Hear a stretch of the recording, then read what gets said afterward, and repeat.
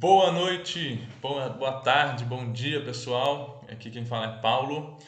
Hoje nós vamos conversar um pouquinho sobre o sexto mandamento, o não matarás, segundo a perspectiva aí do livro do John Frame, Manual de Doutrina Cristã. Eu estou aqui com o Michel. E aí, Michel, tudo bem? Beleza, pessoal? Vamos lá falar um pouquinho sobre esse importante ensinamento para as nossas. Muito bom, Jefferson. Boa tarde. Bom dia, boa tarde, boa noite, né? Que empolgado para a gente falar sobre isso, né? Trazer as nossas contribuições aí com o que o Frame nos ensinou por meio da leitura desse tema tão importante. É isso aí, pessoal. No nosso início dessa nossa abordagem sobre o primeiro mandamento, que é de forma bem simples, resumida lá a um verbo, né? Não matarás, ou uma proibição e um verbo, o não e o matarás na Bíblia, sexto mandamento. E eu queria passar a palavra já para o Jefferson, que vai falar sobre a síntese, dar uma síntese para a gente da fundamentação toda teórica e interpretativa que o John Frame vai dar sobre esse mandamento antes da gente conseguir discutir de forma mais profunda, como o John Frame nos ajuda, questões mais práticas como castigo, proteção da vida e algumas outras coisas.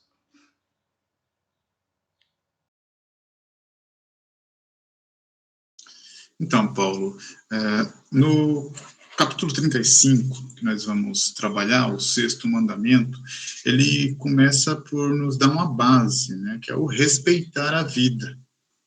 Aqui, nesse momento, o autor vai fazer uma espécie de digressão, né, ele volta, né, lá do Deuteronômio, lá do deserto, do pós-Egito, ele volta lá para a construção de tudo, né, para o começo, né, para nos dizer que o contexto teológico do não matarás é que Deus é o Senhor da vida. Por isso que está lá, né, falando para aquele povo já no deserto, não matarás. Né? Deus é o autor da vida, foi ele que criou tudo, na verdade. Então, ele vai dizer que ele criou o mundo, que criou todas as criaturas vivas, e, em especial, John Frame ele dá é, aponta para esse aspecto, em especial a criação do homem, por suas próprias mãos. E ele cita um aspecto que nós não temos nas outras criaturas, né?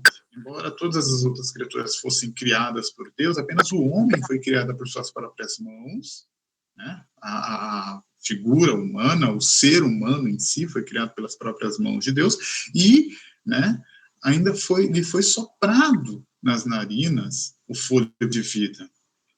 Né? Então, por isso, ele vai apontar, olha, foi Deus quem colocou o homem, né, nesse mundo.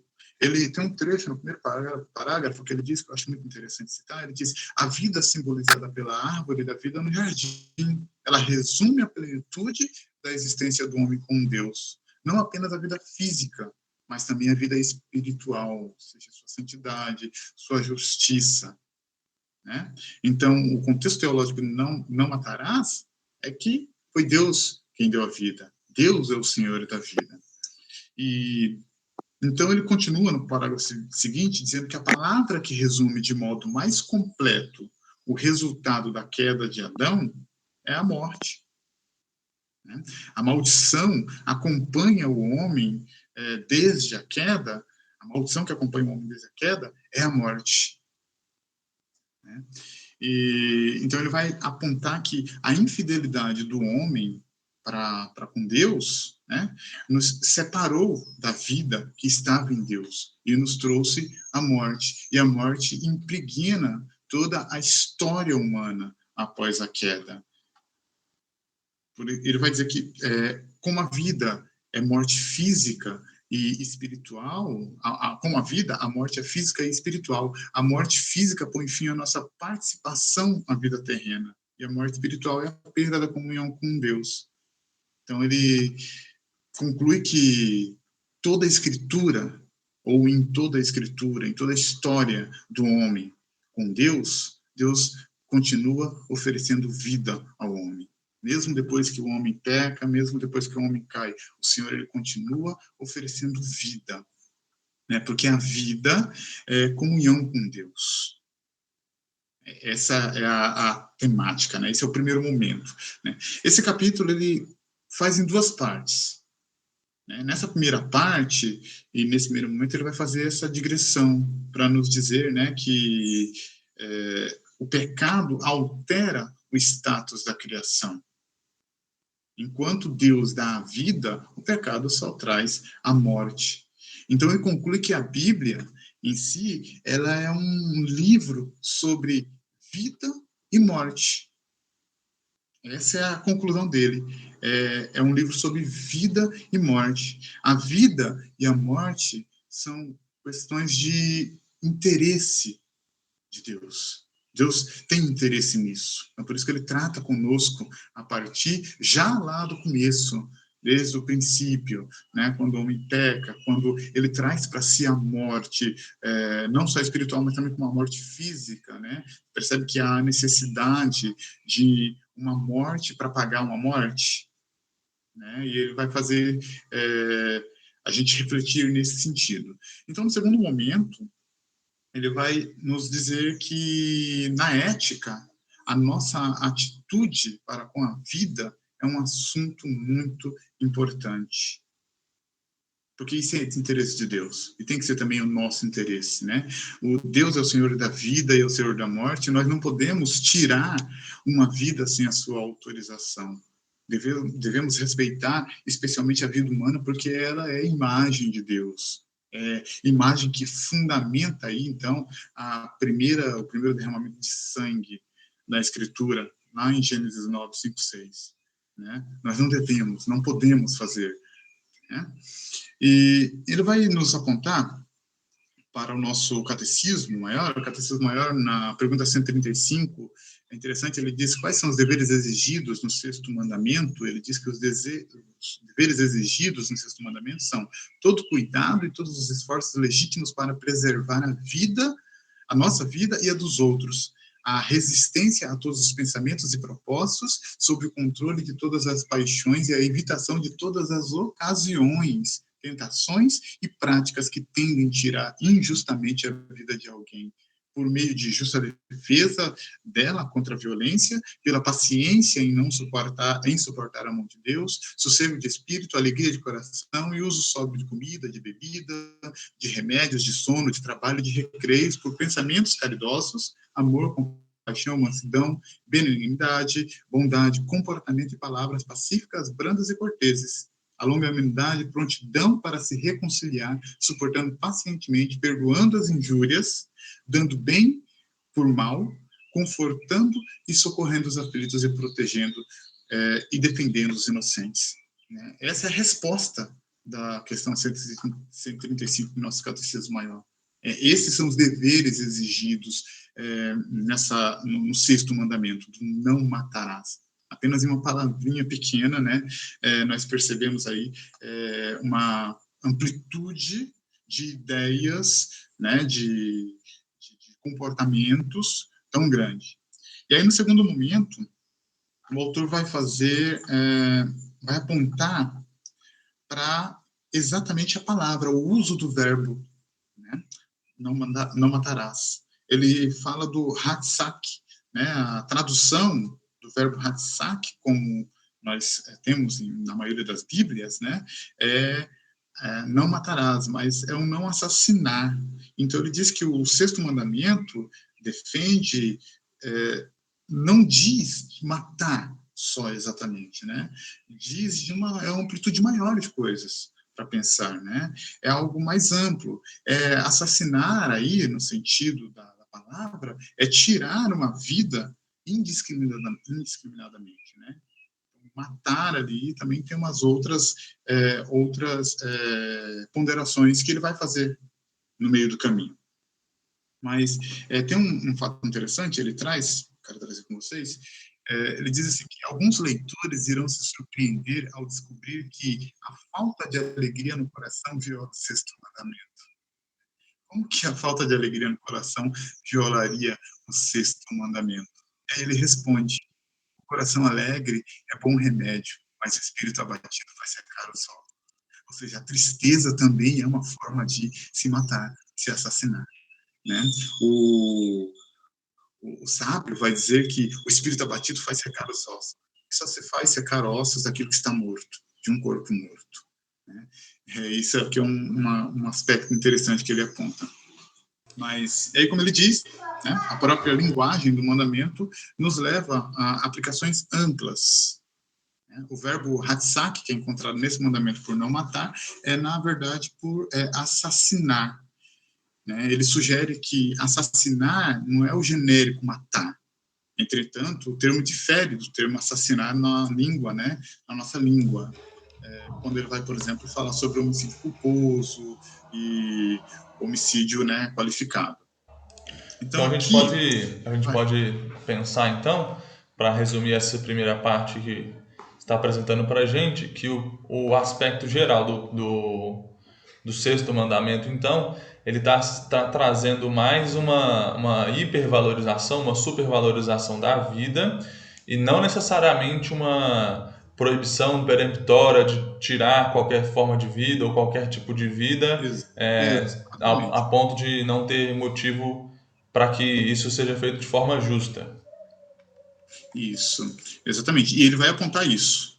Porque quando ele aponta, por exemplo, exemplos em Deuteronômio 19:5, quando o sujeito mata um outro por acidente, né, ele não está necessariamente matando porque ele quer. Foi um acidente. Ele cita aqui a questão do machado, né? O cara vai cortar a madeira lá e, de repente, o machado soltou e acertou a cabeça do companheiro e matou.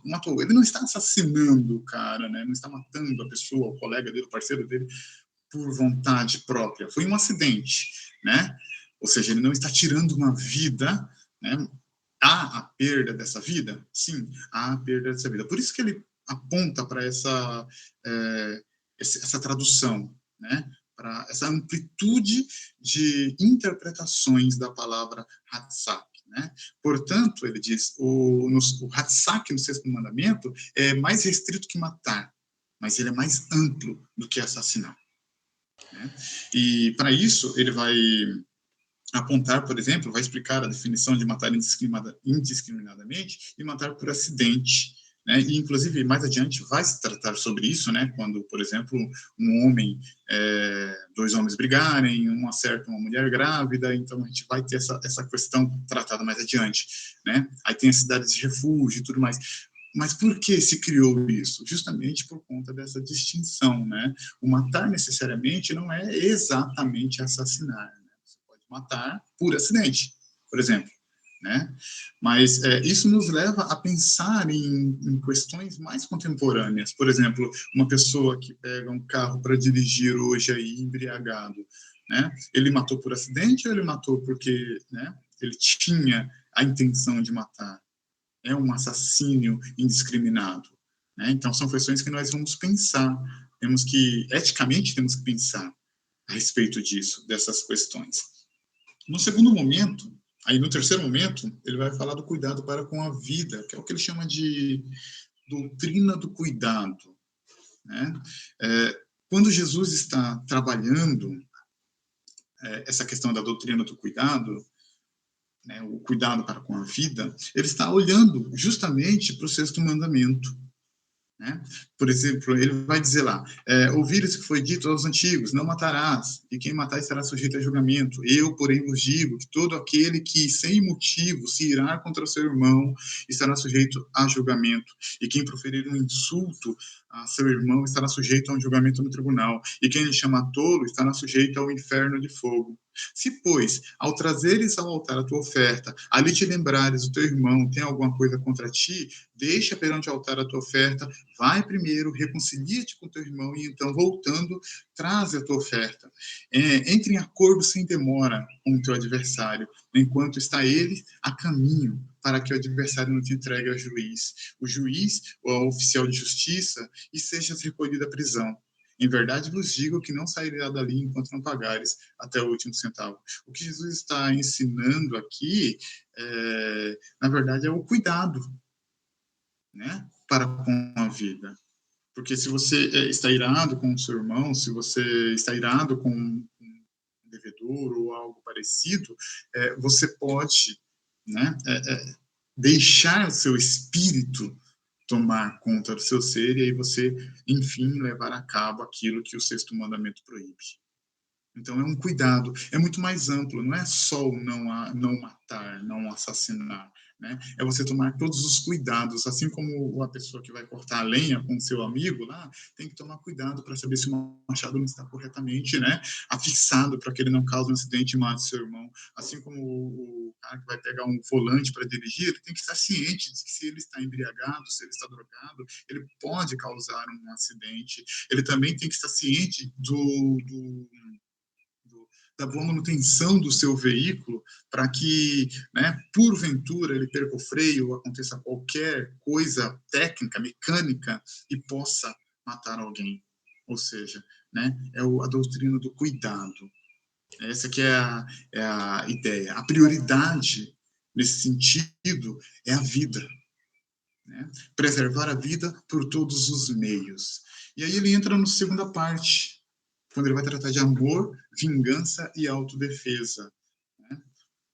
É baseado nessa ideia de cuidar da vida, de evitar qualquer tipo de morte, né? No caso, morte de seres humanos, né? Mas isso também se aplica em algum momento, se aplica também a toda a criação, todo ser vivente, né? Mas aqui, nesse caso, dos seres humanos, por exemplo, amar os seus inimigos, é baseado nisso que ele vai dizer que é amar os seus inimigos. Quando você ama os seus inimigos, você não busca vingança, né? E então ele aponta que Levítico 19:18 condena guardar a ira por seu interesse principal é que amemos o próximo com quem temos diferenças, ou seja, os nossos inimigos. E Jesus vai falar isso também. Né? Em Provérbios, o sábio vai dizer: não devemos nos alegrar com o infortúnio do nosso inimigo.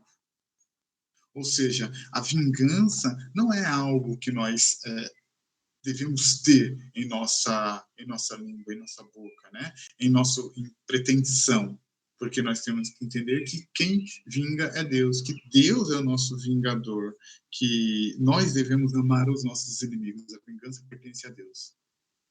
E aí, em um determinado momento, em Lucas 10, 25, 37, a tão conhecida parábola do samaritano, né, ele vai dizer que o samaritano não submeteu a vida a vítima, do assaltado,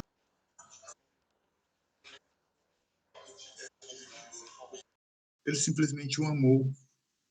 Ele não olhou, né, se ele era negro, se ele era branco, se ele era rico, se ele era pobre, né? Vamos colocar num contexto de exemplo, se ele era homossexual, se ele não era, enfim, se ele era católico, se ele era islâmico. Não, era uma vida que naquele momento necessitava de cuidados. Então, o que eu acho bastante interessante é que a vida é uma doação divina, né?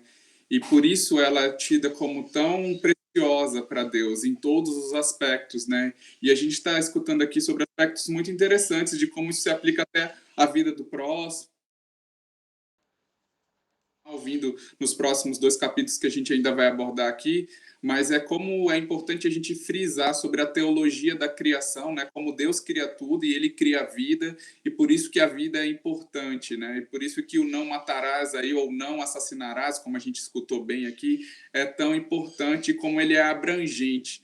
Não se trata apenas de uma pequena frase e tá, se eu não matei ninguém, tá tudo bem. Não, ele é muito mais abrangente em relação a isso, e a gente vai ouvir um pouco agora mais sobre como que isso influencia outras vertentes, né? Não só no relacionamento pessoal, mas também num relacionamento mais coletivo, né, Paulo? Você vai falar um pouco mais sobre isso pra gente.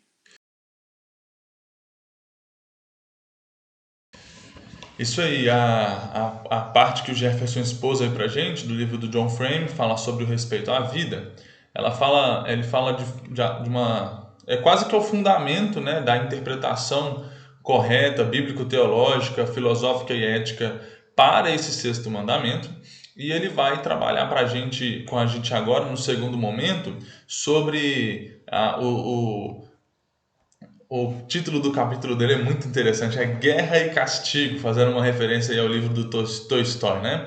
Então, parando a partir dessa base que ele já pré-estabeleceu, de que a vida humana é valorizada, e esse é o mandamento bíblico, escriturístico, né, de que a vida humana deve ser valorizada por ser feita ter sido criada à imagem de Deus, precisa ser valorizada porque esse não matarás traz esse não assassinarás, na verdade, né? Traz e carrega o peso desse valor, é que ele vai especificamente falar no primeiro momento aí sobre castigo.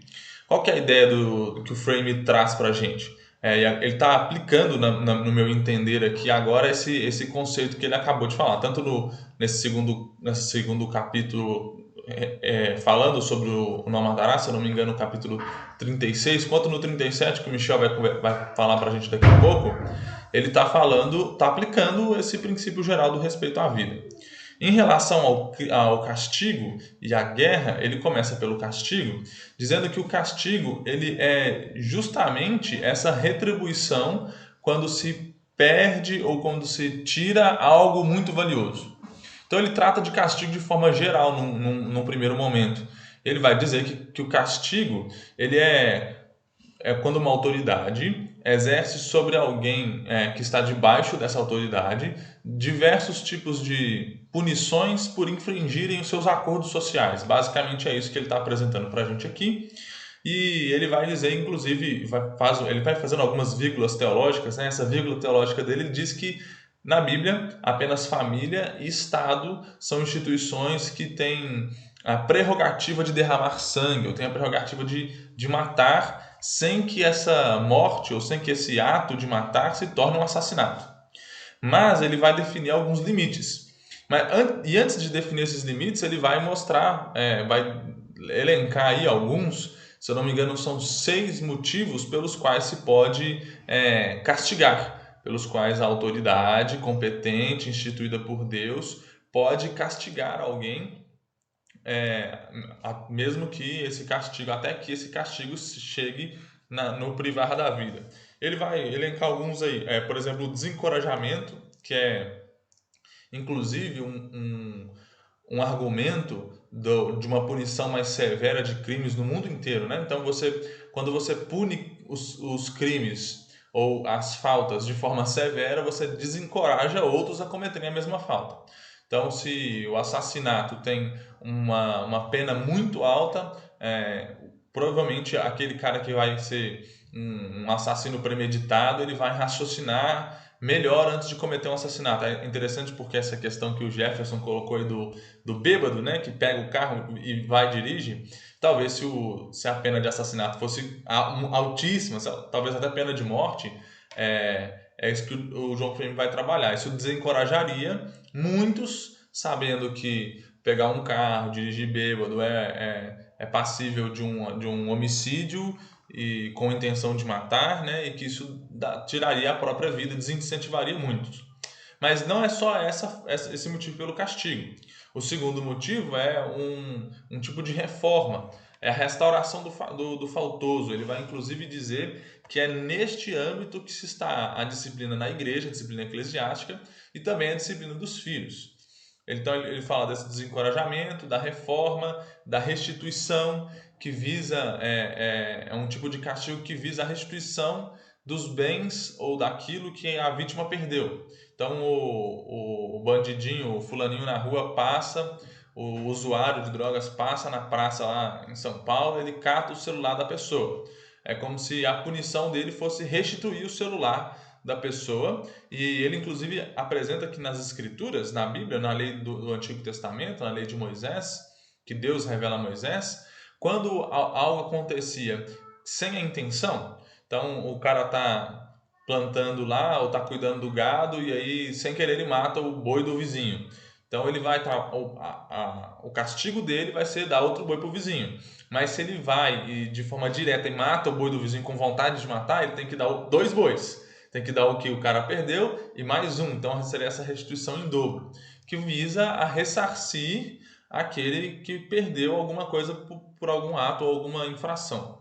Além disso, ele trabalha com a questão da restrição, que é esse faltoso não tem como reformar, então nós vamos restringir da sociedade, que é onde se encaixam as nossas prisões nos dias de hoje. Por mais que elas se chamem centros de detenção e na teoria eram para que se reformem aqueles que estão presos, ela é só apenas uma punição de restrição da sociedade.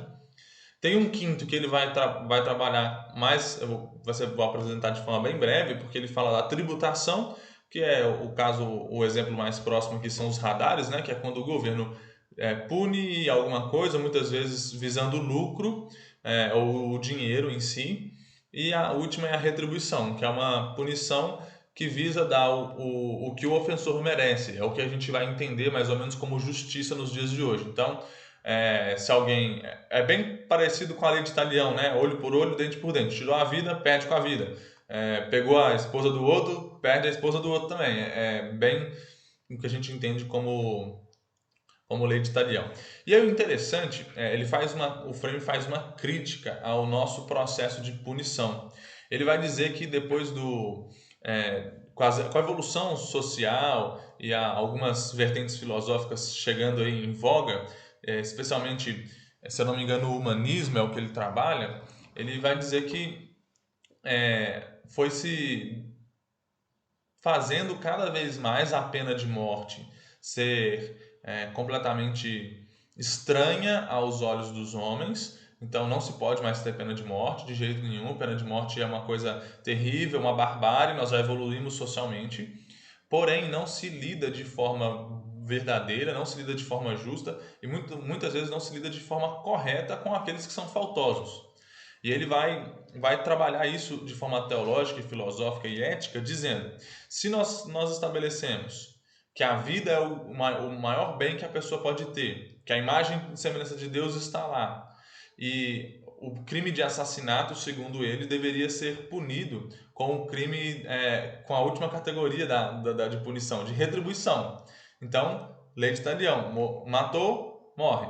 Claro que aquele assassinato, não a morte de forma genérica como um acidente ou alguma outra questão que não tenha tido um dolo, né? um dolo, uma vontade. Eu achei interessante porque ele começa a apresentar que nós poderíamos trabalhar com outros tipos de punições no nosso sociais, vamos colocar assim, né? Na questão penal, do direito penal, que não são trabalhadas e que poderiam ser trabalhadas fazendo uma balança mais interessante aí sobre essa questão. Alguém tem, Michel ou Jefferson, alguma coisa para comentar sobre essa questão do castigo, bem brevemente? Então, nesse caso, por exemplo, esse tratar, né, de forma, essas penalizações, né, diminuiria, por exemplo, o número de cadeias, né?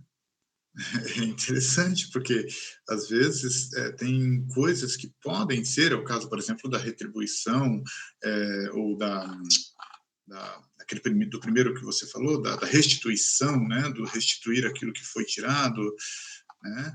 E o desencorajamento também, no caso, por exemplo, uma lei mais dura para desencorajar as pessoas a usarem, por exemplo, fazer uso de bebidas alcoólicas, fazer uso de drogas e ir para a direção, uma lei mais dura, uma lei que realmente pegue, né, a pessoa e diga, olha, se você cometer um morticínio, um assassinato, porque você estava dirigindo embriagado, né, você estará sujeito a essa, né, então isso desencoraja, como você mesmo, né, mencionou, e a questão da restituição, né, creio que a restituição, por exemplo, pequenos roubos, coloca o cara para, né, pagar aquilo ali, paga em dobro, você vai pagar em dobro, não tenho, então você vai trabalhar para isso, você vai, né, e é muito contrário o que acontece nos dias de hoje, né.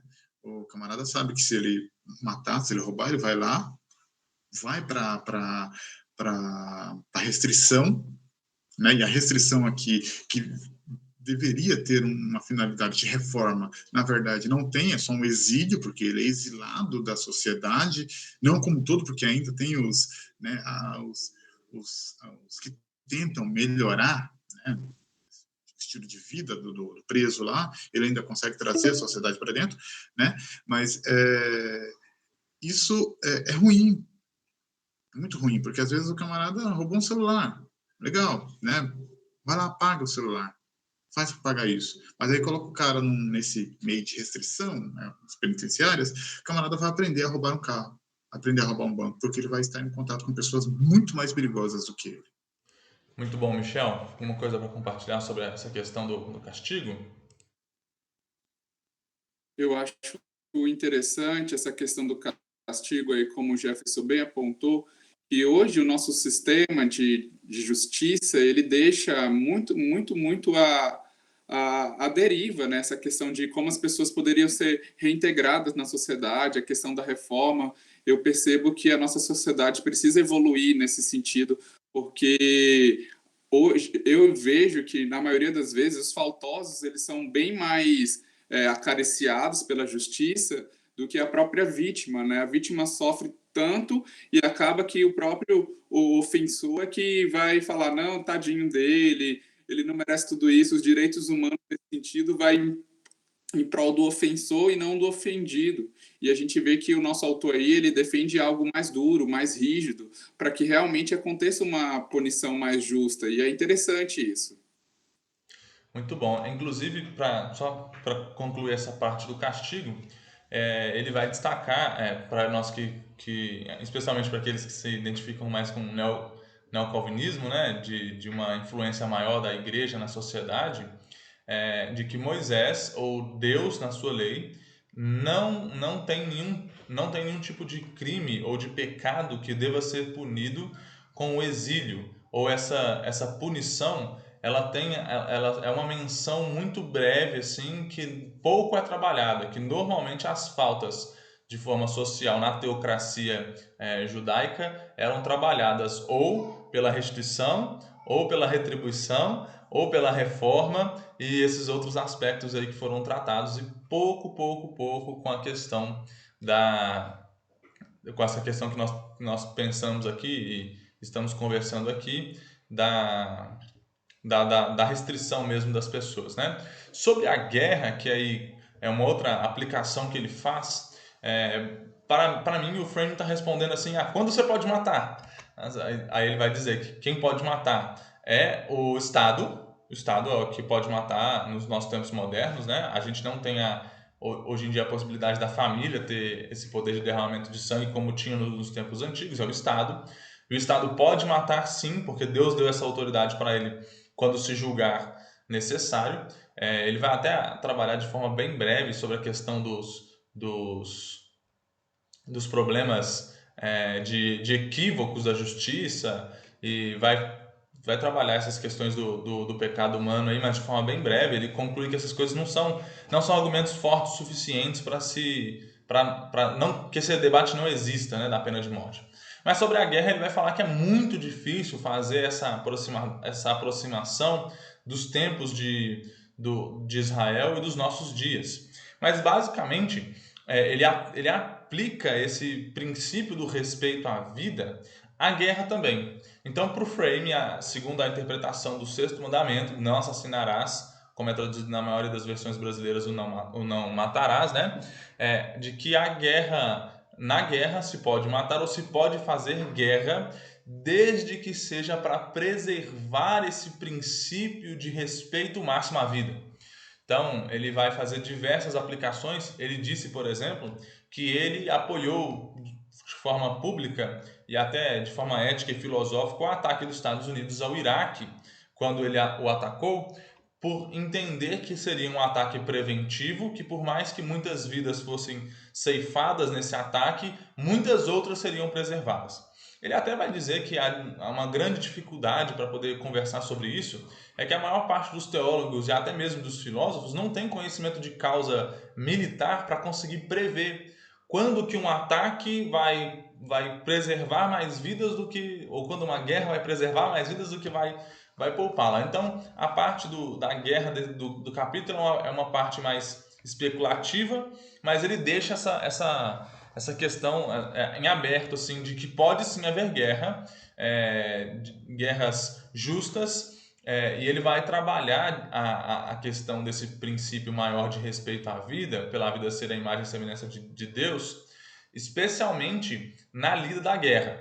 Então ele vai trabalhar lá de forma bem clara a questão de a questão ética no meio da guerra, que é da rendição de soldados, da diferenciação entre militares e civis, e essa questão de para que mesmo numa guerra se evite um número maior de mortes ou de causalidades que deveriam e poderiam acontecer. Bom, é isso que o Frame então apresenta sobre guerra. Ele é bem sintético, ele até finaliza lá falando de guerra nuclear, mas ele não abrange muito a exposição dele, né? É interessante porque ele sabe assumir a sua ignorância, o que está faltando muito em alguns irmãos e alguns teólogos, estudiosos, pastores nos dias de hoje. Michel, o que você achou desse capítulo sobre guerra, essa parte do capítulo 36 sobre guerra do Frame? Eu achei bastante interessante, e a questão que me chamou bastante atenção é a questão de ser uma guerra santa. Ela tem um motivo de ser, ela tem o porquê que ela existe, a finalidade dela. É uma guerra que protege, é uma guerra que é em prol da vida também. E isso é interessante porque hoje a motivação para as guerras, a gente muito por trás dela é a questão política, é a questão de eu preciso pegar aquele território para mim, e a motivação para que Deus constituísse uma guerra é sempre uma questão de justiça, né? Tipo, a ira o pecado daquele povo subiu até Deus, então Deus falava, não, chega. Então, o motivo de Deus para fazer guerra é muito diferente dos motivos que a gente encontra hoje. E isso é bastante interessante. E outra coisa que me chamou a atenção também é sobre a questão da bomba nuclear, né? Será que eu posso usar dispositivos de explosão em massa? Será que isso previne perda de mais mortes ou não? Como é que a gente mede isso? E ele fala realmente que não tem como saber, que nem os militares sabem disso. Isso é bem interessante, né? A gente assumir a nossa ignorância, assumir que a gente não tem uma resposta certa para tudo, tanto do ponto de vista militar, tanto do ponto de vista da teologia, mas que a gente sempre tem que buscar os princípios bíblicos para moldar a nossa vida. E isso é bastante interessante. E você, Jefferson, o que você gostou dessa leitura? O que você pode mais contribuir aí com a nossa leitura desse capítulo? Uma coisa que eu acho muito interessante é que quando a gente vai falar sobre essa questão de guerra, né, e os cristãos, eles normalmente são confrontados o tempo todo com isso, quando eles vão apontar, olha lá, o Deus do Antigo Testamento é um Deus de guerra, é um Deus que manda matar criancinhas, mulheres e tudo mais, né? Mas vocês dizem que são de Jesus Cristo, então vocês não vivem guerra, vocês têm que ser pacifistas e tudo mais, e tem toda essa questão em cima disso, mas não é bem isso que a Bíblia trata, né? É como ele diz aqui, né? Havia um motivo para ter aquilo, né? Agora, as guerras de hoje, elas não têm esse motivo. Aliás, uma coisa que nós devemos pensar, e inclusive o Frame ele trabalha isso também, é que quando você está guerreando, você está do outro lado tem o seu irmão, né? O cara que pode levar um tiro lá do seu rifle, cara, né? Um cara que pode perder a família lá por causa de uma bomba ou coisa parecida, é um cristão também, muitas vezes. E aí, como que nós tratamos isso, né? Como que a gente lida com isso? Então, são questões muito mais amplas do que simplesmente só fazer, né? As guerras existem por causa da dureza do coração do homem, a ambição, né? A corrupção e tudo mais. Então, quando nós pensamos em não matar o nosso próximo, preservar a vida, eu creio que todas as armas são válidas, como o Frame aponta, né? Para preservar o maior número de vidas. Como nós fazemos isso? Precisamos jogar uma bomba atômica para fazer isso, né? Inclusive, ele fala da ideia de ter jogado, não se sabe, né, mensurar se jogar a bomba atômica em Hiroshima e Nagasaki, né, não dá para precisar quantas vidas de fato poupou, né, a despeito das que foram perdidas. Então, é uma coisa bem complicada, se a gente for olhar mesmo todos os pormenores ali. E aí, como o Paulo falou, ele é sincero quando ele diz que ele não consegue mensurar mesmo, né? E isso é legal, né? Isso. Guerra Santa para o Frame. Não tem motivo religioso, de religiões institucionais, vamos colocar assim, né? Não é o cristianismo contra o islamismo ou vice-versa. Guerra Santa para o Frame são guerras que preservam as imagens de semelhanças de Deus espalhadas pela terra. Nesse sentido, então, a gente vai chegando na última parte do nosso trabalho e dessa conversa aqui de hoje, que fala sobre a proteção da vida. É interessante porque o Frame é bem lógico na organização do seu conteúdo. Ele pega o primeiro conceito do respeito à vida, ele aplica isso na questão social e cívica, e agora ele vai chegar a algumas partes mais polêmicas, quando ele vai falar da proteção à vida. E aí, para polêmica, a gente convida o nosso irmão querido Michel, que vai apresentar para a gente esse último capítulo 37, a interpretação do sexto mandamento em relação à proteção da vida. Fala aí, Michel.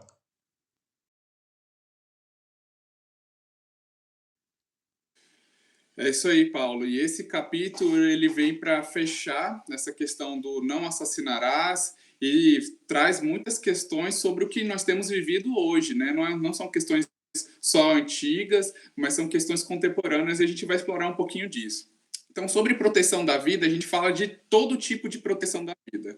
Então, a gente vai incluir nesse capítulo algumas coisas que a gente está acostumado a ouvir, mas o primeiro tópico que a gente vai tratar aqui é sobre a questão do aborto. Então, John Frame começa a proteger a questão de falar sobre a proteção da vida a não nascidos, né? E para a gente contribuir com essa exposição, eu vou ler aqui o texto de Êxodo 21, versículos do 22 a 25, que é o texto que ele mesmo usa para expor essa parte. Se homens brigarem e ferirem mulher grávida e forem causa de que aborte, porém sem maior dano, aquele que feriu será obrigado a indenizar segundo o que lhe exigiu o marido da mulher e pagará os juízes lhe determinarem. Mas se houver dano grave, então darás vida por vida, olho por olho, dente por dente, mão por mão, pé por pé, queimadura por queimadura, ferimento por ferimento, golpe por golpe. Então ele usa esse texto aqui e primeiro ele faz uma breve apanhado exegético aqui para falar o que significa esse aborte aí, né? Esse aborto aqui que ele está falando é de um nascimento prematuro, não é o que a gente conhece como o bebê nascer antes do tempo. Então, é um nascimento prematuro. E ele vai abordar aqui três aspectos, né? Três interpretações que ele encontrou ao longo do seu estudo, que são o nascimento vivo, ou do aborto espontâneo, ou da visão posterior de Klein, ou de Meredith Klein. Então, são esses três que ele vai abordar e eu vou expor aqui rapidamente. Então, o primeiro deles é o que a gente fala do nascimento vivo, é que o autor também defende esse, acredita que essa é a melhor forma, é que se os homens estiverem brigando e algum golpe causar esse nascimento prematuro, ele é o caso de que, se não houver maior dano, ou seja, se não houver morte da criança, o marido que vai determinar, juntamente ali com os juízes, o que vai ser feito. E o segundo caso, que ele chama de caso B, é caso esse ferimento cause a morte dessa criança que ainda não foi nascida. Então, aí a gente aplica aqui a lei do talião, né? Dente por dente, olho por olho, ou seja, morte por morte. Então, ele acredita que essa é o que mostra mais simples aqui, de forma clara, que Deus protege a vida tanto do não nascido, né? E a gente vai falar um pouco mais sobre essa questão do não nascido, que hoje é tema de polêmica aí se a criança ela é ou não pessoa, quando que ela se torna pessoa, a gente vai expor um pouco isso mais para frente, mas a princípio o que a gente vê aqui é que Deus tem uma lei que protege a vida daqueles que não nasceram. E aqui quando a gente fala de porém sem maior dano, isso aqui a gente está falando de sem morte. Mas quando tem morte, o negócio pega, é a lei do talião. E aí o segundo ponto aqui, que é o do aborto espontâneo, onde as pessoas acreditam que a vida da criança não é tão importante assim, no caso aqui, se causou o aborto espontâneo, Deus está falando que só tem que pagar um dinheiro lá e está tudo certo. E isso é interessante que o John Frame fala que não é isso. A pessoalidade ali do bebê não pode ser medido pela pena, tanto que ele aponta para textos anteriores, onde fala sobre escravo, mas isso, de qualquer maneira, Deus está afirmando que é importante sim, que a vida é importante. E a outra visão posterior de Klein também é uma visão mais aprofundada sobre essa mesma exposição que eu falei agora, de que o bebê não é tão importante assim. Mas todos esses a gente pode ver e pode pensar que é em prol da vida, sempre é em prol da vida. E para John Frame, o aborto ele não tem porquê, não existe uma causa, não existe algo que ele vai falar, não, isso aqui pode. Inclusive, ele é bem claro nisso, em todo esse capítulo, ele vai mostrar, inclusive, sobre a pessoalidade do não nascido, né? E isso é bastante interessante, porque aqueles que são a favor do aborto normalmente falam, mas não é nem vivo ainda, não é nem criança ainda, não é nada ainda. E aqui ele vai expor alguns textos que são interessantes da gente dar uma breve olhada. O primeiro deles é Salmo 139, do 13 a 16, que eu não vou ler aqui, mas é aquele texto que fala que Deus teceu Davi no ventre da minha mãe e como isso é maravilhoso. Então, Davi está falando aqui, olha, Deus me fez lá desde dentro do ventre da minha mãe. Eu já era uma pessoa ali, eu já existia ali. E em nenhum momento da Bíblia é colocado assim, a partir de 5 meses no ventre da mãe já é uma pessoa, antes não. E também Davi vai continuar no Salmo 55, quando ele fala, em pecado me concebeu a minha mãe. E Lucas 1,35 a gente vai ver que o Espírito Santo desceu sobre a Virgem Maria e ali Jesus, já era uma pessoa. Então a gente vê que a pessoalidade da criança não nascida é real. A gente não está, quando a prática do aborto está matando uma pessoa, não está matando outro ser ou qualquer outra coisa assim. E é interessante também que ele expõe sobre, se a gente não sabe se é ou não uma pessoa, a gente mata ou não mata?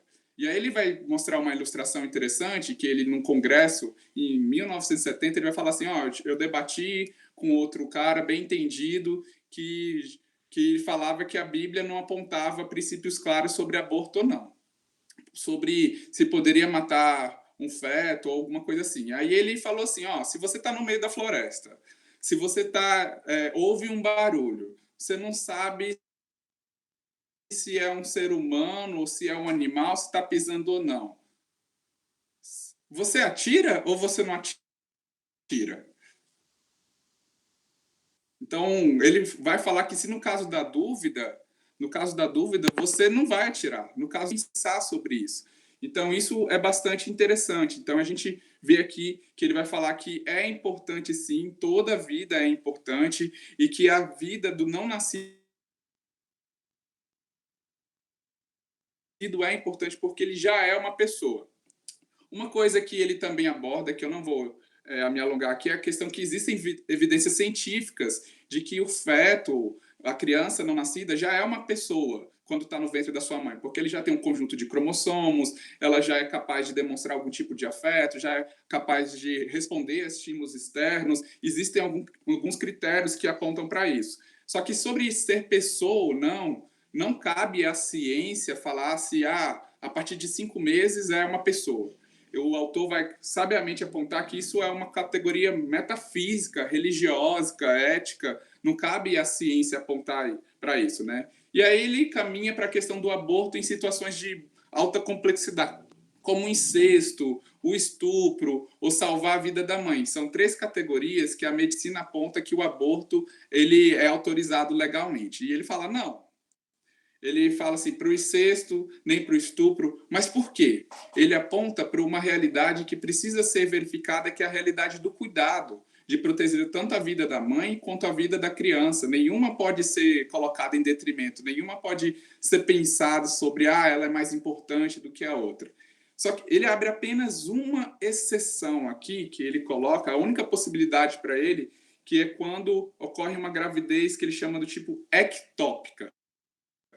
O que é essa gravidez ectópica? É quando o ovo fertilizado ele não vai para o útero, mas ele fica nas trompas. E esse tipo de gravidez é uma gravidez de alto risco. E se a criança ali, ela não sobrevive. E se ela continuar lá, ela pode matar a mãe. Então ele fala que nesse caso ele é a favor, porque não faz sentido essa gravidez continuar. Mas ainda assim existem casos, e aqui é minha exposição, não é a do autor, que essa gravidez ela prossegue e ela gera vida, mas ela é uma gravidez de alto risco que o autor aponta que é a única possibilidade dele, a única exceção. E aí é interessante a gente pensar também que a criança não nascida, ela é um fraco e necessitado, ela não tem ninguém para defender ela, a não ser a própria mãe, né? E ele vai apontar que todas as escrituras apoiam essa questão do defender o fraco, o oprimido, o órfão, a viúva, em textos de Salmo 72, Salmo 82, as próprias leis em Levítico, em Provérbios, vai apontar que existe a necessidade de defender essa criança, existe a necessidade de defender essa criança não nascida.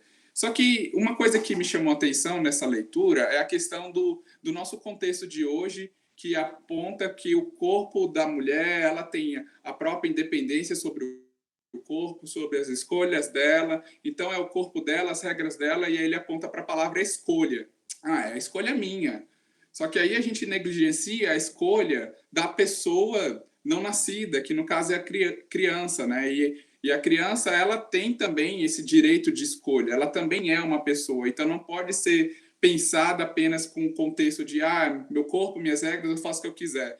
Até porque isso é prejudicial à teologia da criação, onde aponta que a criança e a mulher, o homem, todos foram criados por Deus. Então não tem como dizer, eu faço o que eu quiser, porque isso negligencia a criação de Deus. Ô Michel, rapidinho, você me permite? É como se estivesse amarrando nossa boca aqui, matando a gente sem perguntar o que a gente acha, né? Mesmo que é uma fórmula de vida mais rudimentar, né? Não faz sentido essa... Eu até entendo a lógica ou a falta mas não faz sentido essa questão do meu corpo, minhas regras, quando se entende de que o que está dentro do corpo é uma outra vida independente que precisa ser, no mínimo, respeitada, né? Eu posso fazer um adendo? Quando a gente pensa nessa questão de ser vida ou não, a gente, por exemplo, pode contrapor, né, o que a ciência faz pelos corais de recifes, cara. Você tem uma esponja lá que, segundo o Greenpeace, nós temos que defender porque é a vida mais antiga do nosso planeta. Né? E aí, quando você vai ver qual é a vida mais antiga do nosso planeta, ela é, segundo o Greenpeace, né? Ela é acéfala, ela não tem cérebro, ela não tem olhos, ela não tem pernas, né? Ela não tem boca, não, quer dizer, não tem orelhas, mas ela é vida. É uma esponja, mas ela é vida. E um feto, como em Nova York, por exemplo, né, até 24 semanas pode ser retirado. Aliás, a lei mudou recentemente, né, e diz que se a mulher, até o dia anterior ao nascimento, ao parto, né, o dia anterior ao parto, ela fala que ela não se sente bem com aquilo, que ela não quer, ela pode retirar a vida daquela criança. Isso, para mim, é genocídio, cara. Porque se você for olhar os números, né, desde quando, por exemplo, nos Estados Unidos, desde quando a lei do aborto foi aprovada lá, milhões de crianças já foram mortas por conta desse pensamento. Né? E isso é perigosíssimo, nós brincarmos com a vida dessa forma. Né? Quando nós pensamos assim, nós não estamos protegendo a vida. Acho que essa questão do Recife aí já vai dar para o Michel a deixa que ele precisava para prosseguir aí no conteúdo do Frame, né? Ele fala sobre natureza também? Fala sobre natureza também e sobre como é importante a gente pensar sobre o meio ambiente. Mas antes de pensar sobre isso, ele também vai testemunhar um pouco mais sobre a questão de eutanásia. Olha só, a morte para aliviar o sofrimento, né? A morte misericordiosa. Vai falar sobre o suicídio. Então, ele pega umas questões complicadas para a gente pensar e aponta, proteção da vida. A gente tem que proteger a vida. Então, aí ele vai falar sobre o cuidado dos doentes e feridos, porque existe uma grande questão da medicina que é, a medicina serve tanto para curar, ou seja, para dar saúde, mas também para aliviar o sofrimento. Mas e se o aliviar o sofrimento tira a vida? Se quando você coloca mais remédio ali para ele parar de sofrer, a vida vai acabando. O que a gente faz, né? Então ele vai falar assim, cuidado pela vida. A gente diminui a vida da pessoa, mas a gente tem que pensar que ela vai sofrer mais, ou então a vida da pessoa está em risco quando a gente coloca um remédio. Então ele vai falar sobre isso e vai falar também sobre a eutanásia, sobre como que a gente pensa que o que ela está passando hoje é irreversível. Nunca mais ela vai voltar a andar aquela vida, nunca mais ela vai voltar a pensar. Mas isso é vida? Não é vida? Como que a gente pensa sobre isso? Quais são os princípios sobre isso? Então, ele sempre vai nos direcionar a pensar sobre a proteção da vida. Enquanto houver vida, enquanto existe a possibilidade de viver, isso tem que ser valorizado, porque a vida pertence a Deus e quando a gente despreza isso, a gente comete o contra o mandamento que fala não assassinarás. Ele vai abordar uma questão muito recente nossa, que é a questão do suicídio, que o suicídio não é um pecado imperdoável, e isso é bastante claro que a gente precisa sempre falar. O suicídio é uma questão de saúde, é uma questão em que as pessoas entram num processo depressivo muito grande, a ponto de pensar em tirar sua própria vida, e quando ela comete isso, ela está, assim, cometendo o pecado de não assassinarás, mas ela pode ser perdoado, e essa pessoa precisa ser acolhida, né? Ele fala assim, ó, o proteger a vida, ela parte da doutrina do cuidado, o proteger a vida parte da doutrina de dessa pessoa se sentir amada. E aí, nesse sentido, a gente vai para outras coisas que parecem ser tão pequenas, mas que a gente precisa pensar, né? Sobre o vício em álcool, em tabaco, em droga e em comidas e bebidas. Olha só, porque quando a gente pensa que a gente tem que proteger a nossa vida, a gente que está vivo, quando a gente come mal, quando a gente fica viciado em algum tipo de coisa que faz mal, sei lá, uma comida gordurosa, aquele churrasco lá com aquela gordura descendo, ou sei lá, alguma coisa que faz mal para a gente e a gente continua se deleitando nisso, a gente está cometendo exatamente o não assassinarás aí, a gente está Você fazendo vai isso com arrumar a gente. briga, hein? Então veja como isso é delicado e não para por aí. E ele vai fechar com chave de ouro quando ele fala, ok, você tem que cuidar do seu corpo, tem que cuidar do próximo e do meio ambiente que nos cerca. Lá a gente volta lá para Gênesis 1:27, quando fala que Deus fala, olha, cultiva esse jardim, toma conta dessa planta. E quando a gente polui rio, e quando a gente bota um monte de coisa de agrotóxico aí na comida, não estaríamos nós também jogando contra a nossa própria saúde? Não estaríamos nós prejudicando o meio ambiente e fazendo com que a nossa vida seja cada vez menor aqui na Terra? Então veja como o não assassinarás, ele coloca em xeque muitas atitudes nossas, inclusive atitudes ecológicas, inclusive cuidar da nossa própria saúde, e eu acho isso surpreendente. E eu gostaria agora de ouvir aí o Paulo, o que ele pensa sobre como esse mandamento pode ser aplicado aí de forma geral. Muito bom, muito bom. Acho que o Frame é um cara que se mostrou na leitura desses 3 capítulos sensacionais, sensacional mesmo. É interessante porque eu não, nem lembro de cabeça agora, não me recordo a data de publicação original desse livro, mas que ele faz algo que a gente tem, a gente em sala lá na nossa turma do 4º ano do SPS 2021 conversa às vezes, né?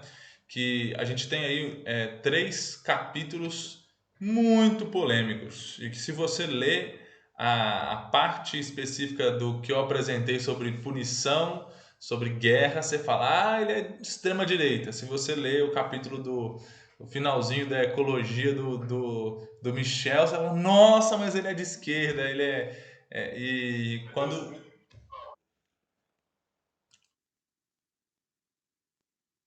De 2013. 2013 ele já tinha um pouquinho aí de umas maluquices igual a gente está vendo no dia de hoje, né? Mas a questão toda é que eu acho que ele é corajoso e ele traz profundas reflexões para a gente sobre essa apropriação de pautas que nós sofremos.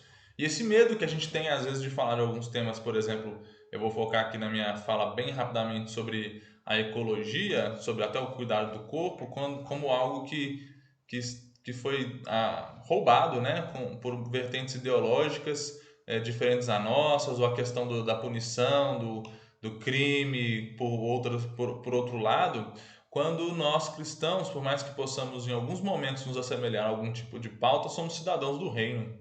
Então, questões ideológicas e políticas, por mais que a gente possa ter muita semelhação a várias delas, seja por um lado ou seja por outro, pelo final das contas, a única ideologia entre grandes e gigantescas aspas que nós precisamos nos assemelhar é a do reino de Deus, e ela fala sobre a preservação da vida.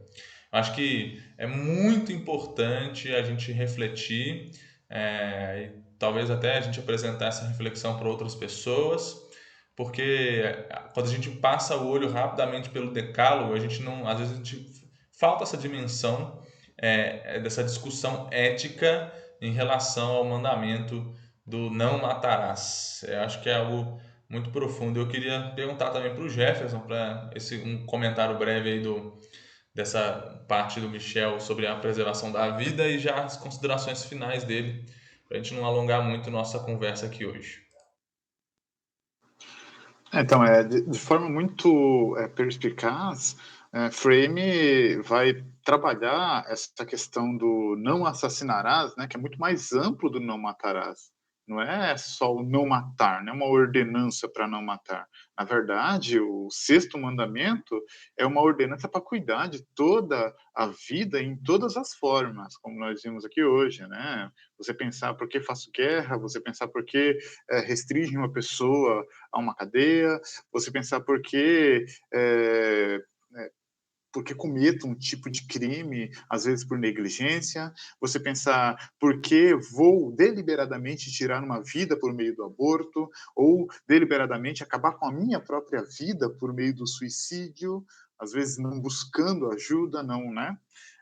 Ou mesmo deliberadamente por meio do uso de drogas, por meio de se acabar no álcool, enfim, é muito mais amplo, é muito mais amplo. Porque quando a gente pensa na ideia do sexto mandamento, não matarás, bom, eu não mato, cara. Né? A gente vem logo na cabeça o jovem rico, né? Pô, isso tudo eu faço, Jesus. Eu não, né?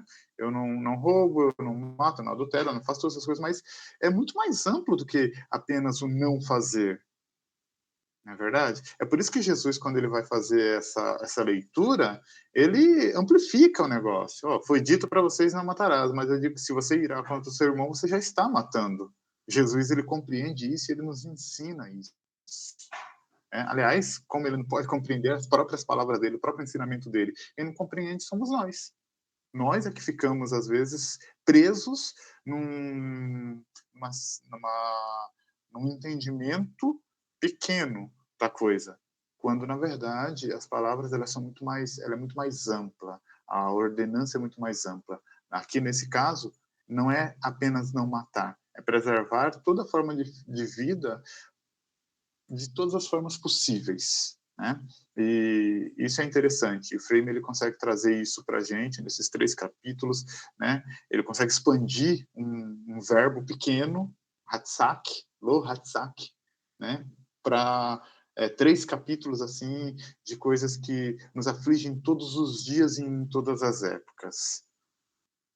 Muito bom. Então o Frame está discutindo filosofia, ética e teologia em alto nível, mas pelo que o Michel conversou com a gente no grupo, falando muito ao coração e deixando o olho marejado no final da leitura, né, Michel? Faça suas considerações finais e depois a gente caminha para a nossa despedida. É isso aí, pessoal. Cabe a nós mesmos que estamos aqui falando sobre isso, ter essa atenção ao cuidado e de explicar o que significa esse não matarás, não assassinarás, para que a ética cristã ela possa resplandecer aí onde precisa crescer dentro das nossas comunidades para a expansão do reino de Deus. É isso que eu gostaria de deixar para todos nós aí.